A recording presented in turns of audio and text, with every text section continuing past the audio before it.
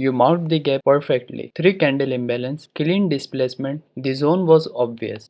The setup was textbook. You placed your entry at the upper edge of the gap and waited for price to return. Price entered the gap and kept going. Straight through your entry, through your stop, through the entire zone you spent time identifying. No reaction, no rejection, no respect for the imbalance you marked. So you refined your approach, tightened your entry criteria, added another confirmation, told yourself the next one would be different. But here is what nobody told you. You were not trading fair value gaps. You were trading the footprint and ignoring the event that created it. And the market has no obligation to respect a footprint when the event that made it is no longer active. By the end of this video, you will understand what a fair value gap actually is institutionally, not as a 3 candle pattern, but as a evidence of a specific movement when the auction temporarily stopped negotiating and started repricing urgently. You will understand why some gaps produce violent reactions and others get consumed without hesitation. You will understand the difference between using fair value gap as entry triggers and using them as delivery state indicators, and why that distinction separates the traders who overtrade imbalances from the operators who read that those imbalances are communicating about the campaign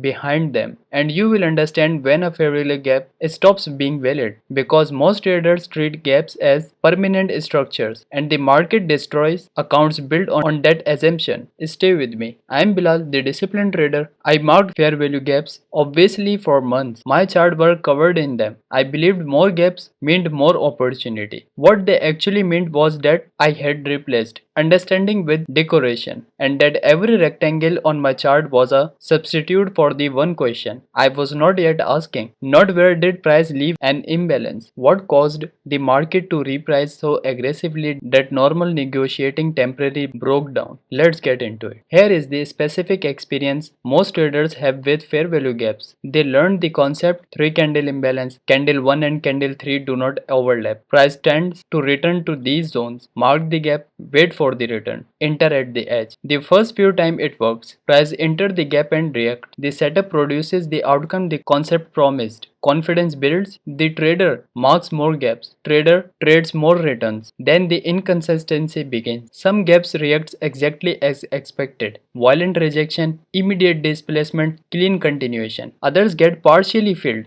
before reacting. Other gets completely assumed. Price trading through the entire zone without producing a meaningful response. And some gaps sit on the chart for session without being revisited at all. The trader cannot find the pattern that separates the gap that work for the gap that fail. They add more filters, require displacement before marking, only trade gaps at higher time frames, add confluence requirements. Result improves slightly, then plateau. Then the same inconsistency returns in a different form, because the fundamental problem was never the filters. The problem was the definition. They learned what a fair value gaps look like without learning what a fair value gap is. They learned the shape without learning the event, and the shape alone tells you nothing about whether the imbalance behind it is still active, whether the campaign that created the displacement is still running, whether the market still has a reason to treat that zone as meaningful. The footprint is not the event, and trading the footprint without understanding the event is what produces the inconsistency that no filter system can correct.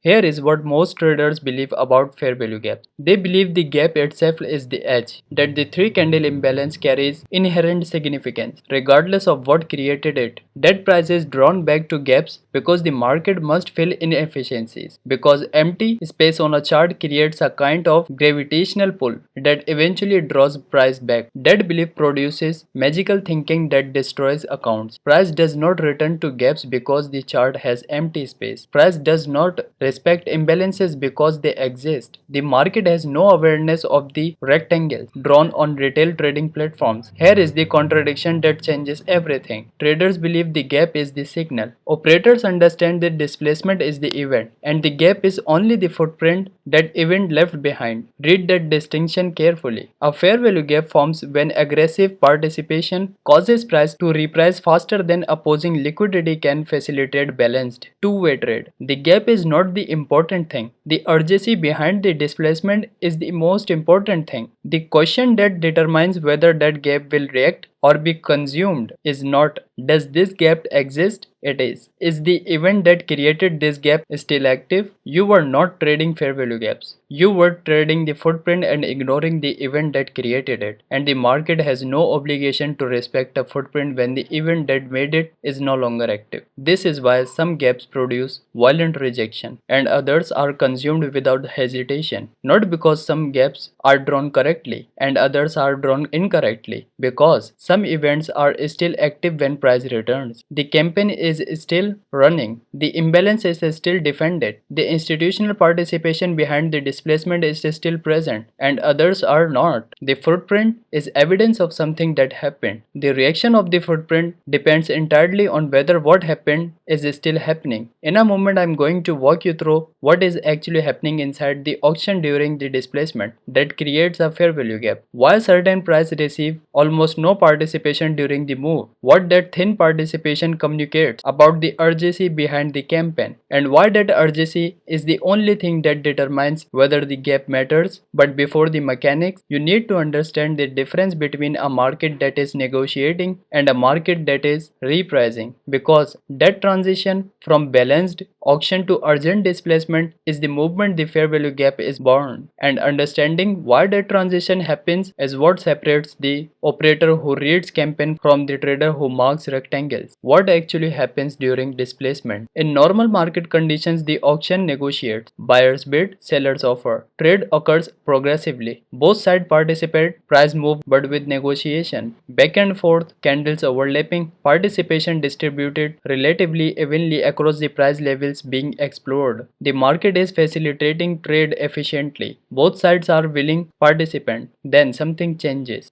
Aggressive orders enter the market, not passive participants waiting to transact at specific prices. Active participants who need execution now, who are willing to pay higher on sell lower than the current price to fill positions immediately. Market orders attacking liquidity aggressively. As those aggressive orders hit the market, available liquidity begins disappearing. Every time an aggressive buyer lifts an offer, that sell side liquidity is consumed. If the aggression continues, the market must move higher to find new sellers willing to transact. The market is no longer negotiating, it is searching for liquidity urgently. This is the movement negotiation collapses, and in the space of candles where negotiation collapses, where price moves through levels too aggressively for meaningful two-way trade to develop, the fair value gap forms. Those prices received almost no participation because the market prioritized repricing over efficiency. Buyers were willing to pay higher immediately. Available offers were instantly consumed. The auction had no time to negotiate at those levels. The gap is the scar tissue of that aggression, not three candle pattern, not empty chart space. The visible evidence that the auction temporarily abandoned its function to facilitate balanced trade in favor of urgent directional repricing. And that urgency is the only thing that gives the gap institutional significance. High quality displacement, large bodies, minimal overlap, structure consequence, liquidity clearance, continuation communicates serious urgency, serious participation, a campaign with enough commitment to overwhelm normal auction mechanic and force rapid repricing. That urgency leaves an imbalance worth watching. Weak displacement, slow drift, overlapping candles, no structural consequence, no liquidity context, communicates fluctuation, the market moving without urgency, random inefficiency rather than institutional aggression that leaves a footprint with no meaningful event behind it. The gap looks the same visually. The institutional significance is completely different. Valid fair value gaps versus noise. 5 conditions separate a meaningful fair value gap from random inefficiency. First, liquidity context. Meaningful displacement almost always follows a liquidity event, a sweep of equal highs or lows. A stop cluster triggered, breakout traders trapped, the behavioral concentration of opposing order that large participants needed before they could execute efficiently. Displacement without preceding liquidity interaction often lacks the institutional depth that makes the resulting gap worth watching. The sequence matters. Liquidity acquisition before displacement is as the signature of a campaign, not coincidence. Second, structural consequence. Did the displacement change something? Did I break a significant structural boundary, create a shift in order flow, trap participants on the wrong side in meaningful size? Real institutional aggression alters the auction. It leaves behind more than a gap. It leaves behind trapped positioning, structural breaks, changed delivery state. Weak displacement leaves a gap and nothing else. The market continues as though nothing occurred. Third, displacement quality. Large bodies, aggressive closes, minimal overlap, fast continuation, the physical appearance of urgency in the candles themselves. This is not aesthetic preference, it is mechanical evidence. Urgency in candles structure communicates that opposing liquidity failed completely, that the aggressive side had enough commitment to overwhelm available resting orders and force genuine repricing. Without that physical urgency, the displacement is noise, dressed as signal. Fourth, time frame hierarchy. A daily imbalance reflects broader participation and larger inventory than a 1 minute imbalance. Higher time frame fair value gaps form from campaign with more participants, large positions, and stronger institutional commitment. Lower time frame gaps from constantly from execution noise, algorithmic fluctuation, thin liquidity periods. The hierarchy determines significance. Higher time frames imbalances creates the narrative. Lower time frame imbalance provide execution refinement within that narrative. Treating them as equivalent produces inconsistent that no filter system can resolve. Fifth, follow through. After the displacement, did the market accept the new pricing? Did continuation develop? Did pullbacks hold structure? Or did price immediately reverse and reclaim the displaced zone? Strong institutional repricing produces continuation that holds. Weak emotional spikes reverse immediately. The market's behavior after the displacement communicates whether the urgency was sponsored or temporary. Gaps created by sponsored displacement hold. Gaps created by temporary emotion consume. The operator does not ask, is there a fair value gap here? The operator asks, was there a meaningful event here? Was liquidity involved? Was the displacement urgent? Did the market structurally change? Is the campaign behind this imbalance still active? If those questions cannot be answered clearly, the gap does not belong on the chart. Why price returns and what the return reveals. The return to a fair value gap is not the market filling empty space. It is the auction conducting a test. When aggressive displacement creates an imbalance, the auction has an unresolved question. Price moved through those levels without negotiation. The market never established whether those prices are truly accepted or merely passed through under urgency. The return is the market attempting to answer that question. Is this pricing genuinely accepted? Do participants transact willingly here? Is the campaign that forced the original repricing still active, or was the urgency temporary, emotional, unsupported by the institutional participation required for sustainable directional movement? The return is not the important event. The behavior during the return is the important event. You know the difference between these two experiences from inside your own trading. The gap that produced the violent reaction where price touched the zone and immediately displaced back with urgency, you remember how that felt. The entry was clean, the rejection was immediate, the continuation began without hesitation. Something in you recognized that the move was real before you could explain why. The gap that consumed where price entered the zone spent time here and continued through without reacting. You remembered that too. The slow grinding through the levels you were certain would hold, the candles overlapping inside the area that was supposed to reject, the growing awareness that something was wrong, followed by the decision to hold anyway, or exit too late, or within the stop to give it more room. The difference between those two experiences was never in the gap. It was in whether the event that created the gap was still active when price returned. One gap still had its campaign running. The other had already ended before price arrived. When price returns to a fair value gap and rejections appears immediately, sharp displacement away, urgency resuming, continuation accelerating, the market is answering the test clearly. The original campaign still has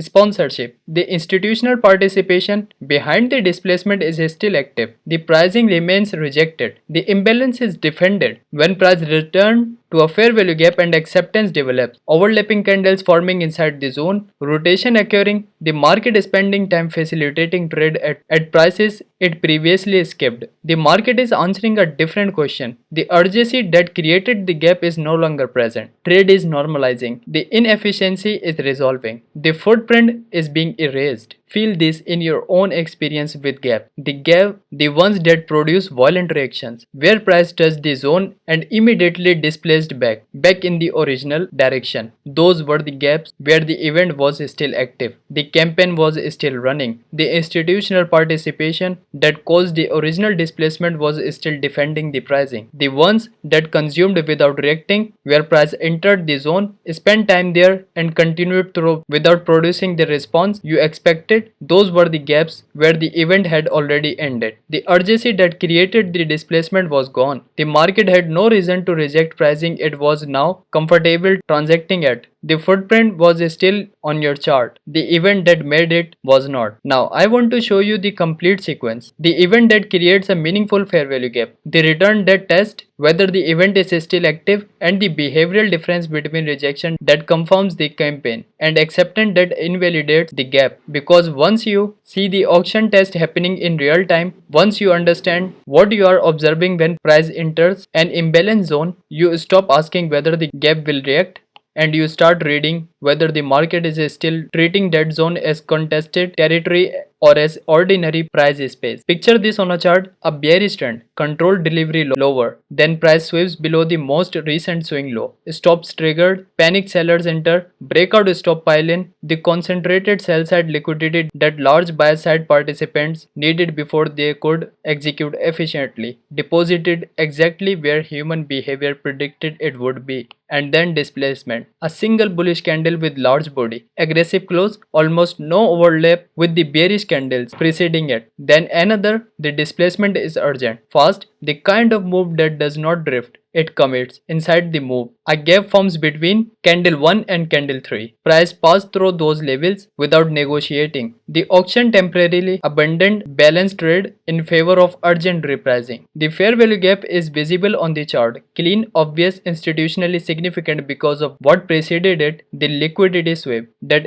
acquired the fuel, the displacement that revealed the campaign, the structural consequence that confirmed direction. Now the campaign continues. Price advances higher, session pass, the gap sits below current price, untouched, pristine, carrying the unresolved imbalance of its origin. Then price begins retracing. The approach is measured, candles descending back toward the gap, and now inside the retracement, the auction is conducting its test. Is this pricing still defended? Does the campaign still have sponsorship? Is the institutional participation that created the original displacement still active? Price enters the upper edge of the fair value gap, and then a single bullish displacement candle, urgent, committed, the same character as the original move that created the gap. Continuation follows immediately. The campaign resumes. The test is complete. The auction answered the question. The event behind the gap was still active. The repricing remained rejected. The imbalance was defended. The gap produced exactly the reaction its institutional significance promised, because the campaign that created it never ended. Now picture the same gap, same visual formation, same 3 candle imbalance, same clean displacement on the original move, but the time the displacement lagged urgency, slow candles, overlapping structure, no liquidity sweep preceding the move, no structural consequence, the gap formed. But the event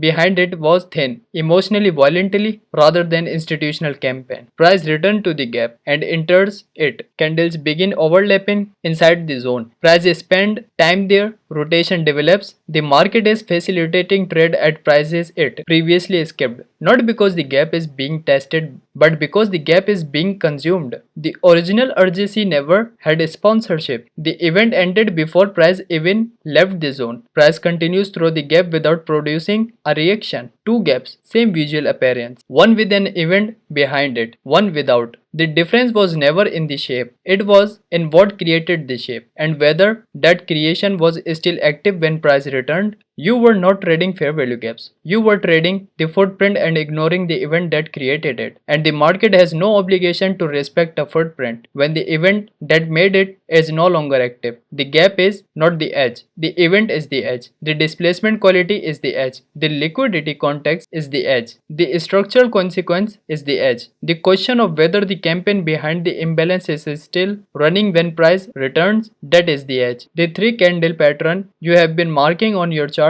is the last thing that matters and the first thing most traders look at. An operator looks at the gap and asks one question: is the event that created this footprint is still active? If yes, the gap is a meaningful area of institutional interest. The return will likely be defended. The displacement will likely resume. If no, the gap is a historical record of urgency that ended. The return will likely consume it. The market will trade through it as though it never exited. The shape is the same both times. The question is different. The perceptual shift this concept creates happens at a specific movement, not when you learn to filter gaps by displacement quality or time frame hierarchy. Those are improvements to the same patterns recognition system you already had. The shift happens when you look at a displacement candle before the gap even fully forms, and instead of thinking there is a fair value gap forming, you think what event is occurring right now? What caused this urgency? What liquidity preceded this? Is this a campaign initiating or emotional spiking? And will the event that is creating this imbalance still be active when price eventually returns to test it? When those questions replace the shape recognition, the chart changes. Not visually, mechanically. You stop marking everything that looks like an imbalance. You start studying the events that produce imbalances worth watching. The displacement quality, the liquidity context, the structural consequence, the delivery state that tells you whether the campaign is initiating, continuing, or exhausting. The fair value gap stops being a trade. It becomes a delivery state indicator, a time stamp inside a campaign that tells you whether the market is moving with urgency, continuing efficiently, or exhausting its directional commitment. That is not a refinement of what you were doing before. That is a different question entirely. And the question determines what you see before any pattern forms on the chart. Three mistakes that prevent this from being stalled.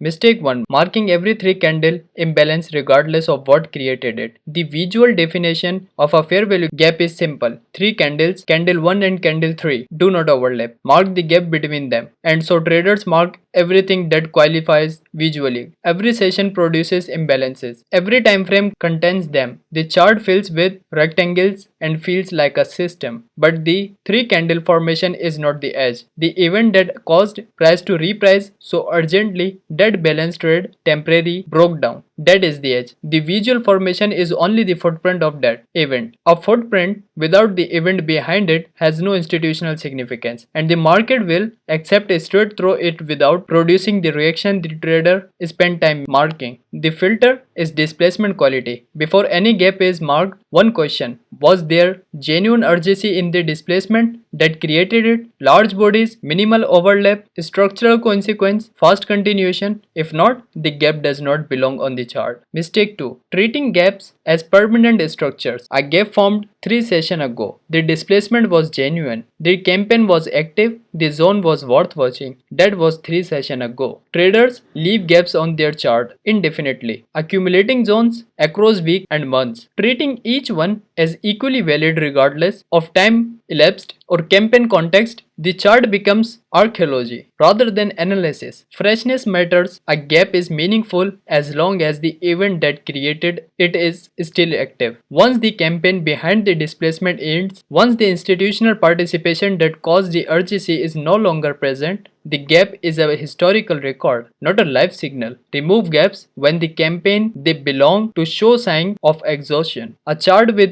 3 relevant gaps is more useful than a chart with 40 dead ones. Mistake 3. Entering at the touch before observing the return. Price enters the fair value gap, the trader execute immediately because they were told the gap is where price react and price is now in the gap. So this is the reaction. But the return is not the reaction. The return is the test. The auction is asking whether the original urgency still exists, whether pricing at those levels is still rejected, whether the campaign behind the displacement is still running. The behavior during the return is the answer, not the fact of arrival. Rejection appearing immediately, urgent displacement back in the original direction answers the test with confirmation. The gap is still defended. The event is still active. Acceptance developing. Overlapping candles inside the zone. Price spending time there. Efficient trade forming at the levels the gap was supposed to protect. Answers the test with consumption. The event ended. The gap is being erased. Entering at the touch is entering before the market answers the question. The operator waits for the answer. Here is what I want you to do with your charts this week. Find 5 fair value gaps from the past 2 weeks. Clean ones, obvious ones. For each gap, do not